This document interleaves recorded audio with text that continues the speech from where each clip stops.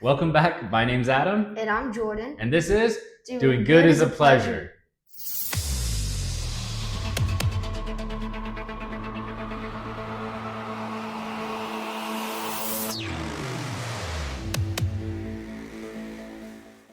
Welcome back again, everybody, to Doing Good is a Pleasure. I have my wonderful son here, Jordan. He's my oldest. We'll get to him a little bit. He's going to share some experiences with us. He's going to talk with us a little bit. We're going to interact a little bit more. You're going to start seeing more of him in our videos that we're doing, as well as some of our other kids as we try to bring them in and as we talk about some of these amazing things that are happening in the world and things that people are doing to do good.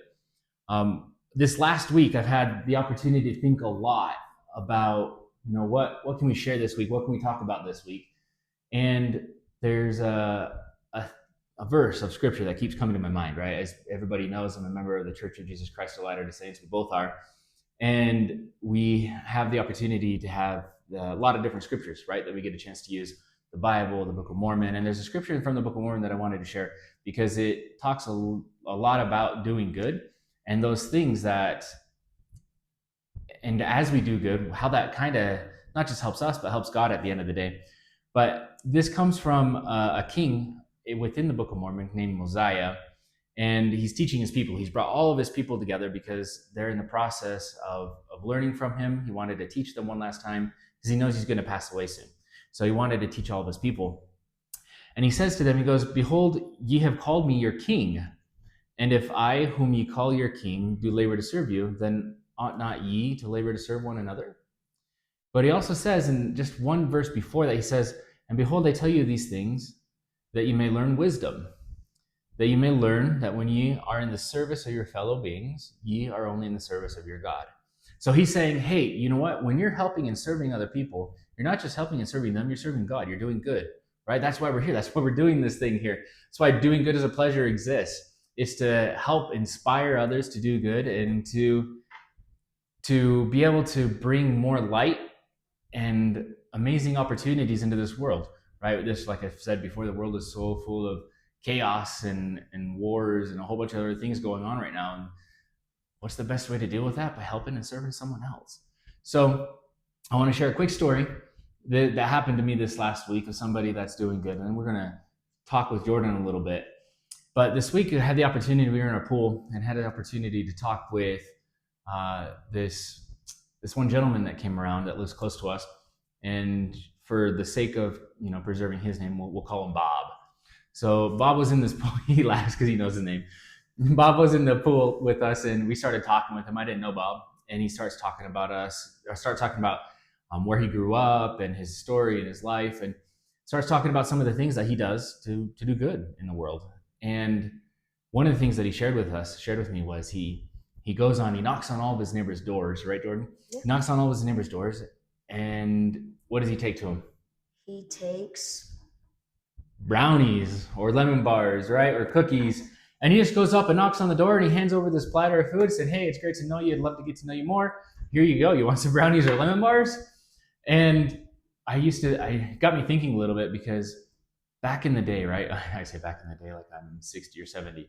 Back in the day when I was younger, right? That was a big thing. When we were younger, when somebody new came in, a new family moved in the neighborhood, what did we do? We would go over, knock on the door, and take a plate of cookies, get to know them, right? Try to befriend them.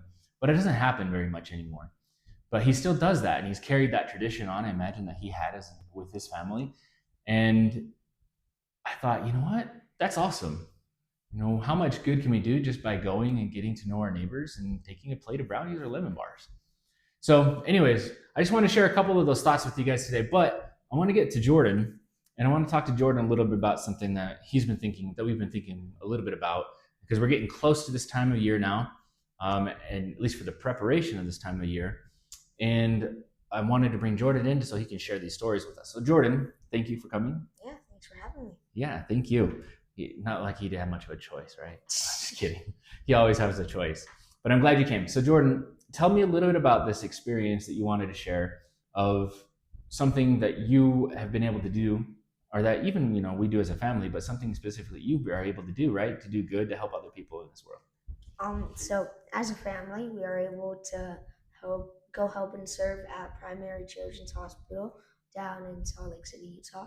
Um, it's a lot of fun. We have partnerships to, and they help us. They like bring in food. We had Red Robins, Krispy Kreme.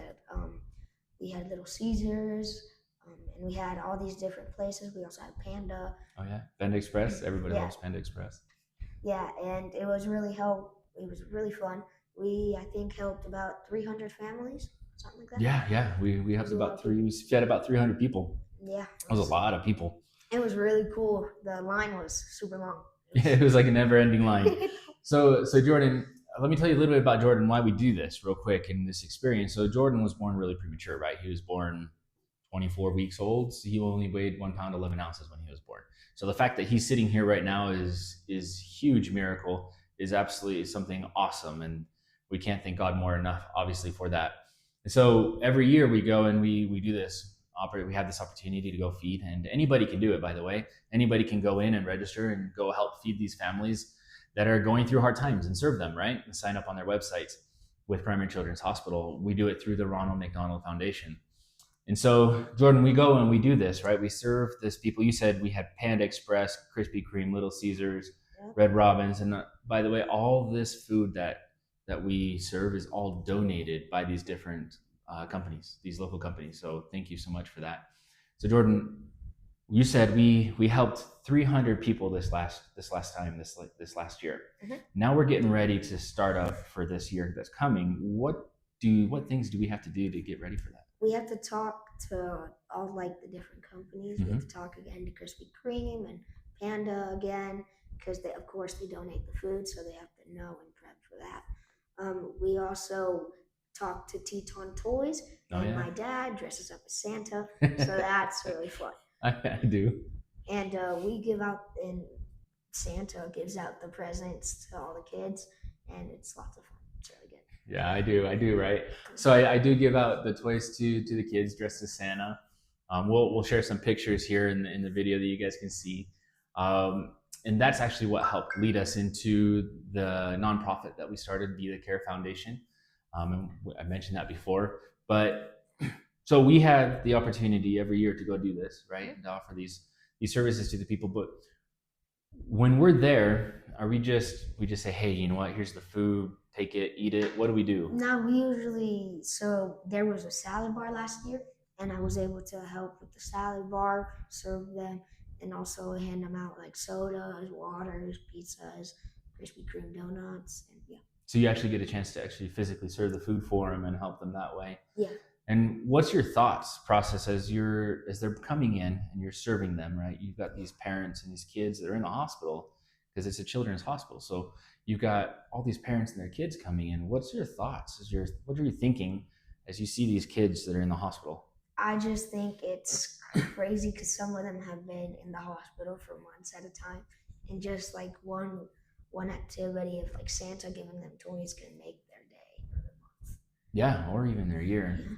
Some of these kids are in the hospital for months, even years, right? Mom was telling us the other day that she has a friend. Her baby was born in the hospital and actually has never left the hospital since. She's just turned 2 years old, was waiting for a heart transplant, just got that, and is waiting for something else now to be done. But it's amazing to see how strong these kids truly are, right? Jordan's a testament to that. I can't tell you the amount of times where we would go to the hospital when he was a baby and he was in the NICU for 3 months, and can't tell you, one time we walked in and we saw them have to resuscitate him 7 times in span of 2 hours. So it's these children and these parents go through a lot. And how does it make you feel to be able to help them now, knowing that, obviously you don't remember, and thankfully you don't remember that, but how does it make you feel being able to go in now and help these kids? It makes me feel really happy that we have the ability to help and serve. It, I feel blessed that we can also help and serve them along. Yeah. I like that word, or the last part you said. I feel blessed because it truly is, right? It's a blessing to be able to go in and to help these families, to help these kids, right? It's like what we just talked about at the very beginning of this, right? It's when we're helping somebody else, we're also helping God. We're helping to further His work, right? And what is His work? It's to help and serve, right? And to help people. So thank you so much, Jordan, for sharing that with us. I really do appreciate it. As we get ready to, as we continue to get ready for this activity, one of the things we do is we create flyers. Oh yeah. Tell us about the flyers. So we make flyers and we put them all around Primary Children's Hospital, everywhere. But now that they know us, now we just give them the flyers to them and then they put it around. Yeah, because we literally would go and find a wall and just tape up a flyer right there on the wall or on a window or wherever we could find an open place, or we'd find a piano. We just fan out the flyers. We'd put them all over the place. And but they've gotten to know us now. Thankfully, this is going to be our 5th or 6th year now doing this. And so they've gotten used to it. And so instead of having them take them down, we now just know where we need to send the flyers so they can actually get it to the right people. But there's so much good, right, Jordan, that we can do in this world. It's not just that. It's not just going and, giving brownies or lemon bars to somebody, right? There's so much more that we can do. It's a smile. It's holding the door open. It's just talking to some stranger like Bob, right? It's talking to some stranger in the pool and just getting to know them and getting to understand them and their story and just listening. So there's so much more things that we can do in this world. So we have a question for you. Jordan, what's that question? Have you done any good in the world today? It's all right. So remember that as you go throughout your week. And thank you so much for listening and tuning in. And a big like and thumbs up for Jordan, okay, because he did an awesome job. This is his first time, but it won't be his last. So thanks again for watching. And this is Doing Good is a Pleasure.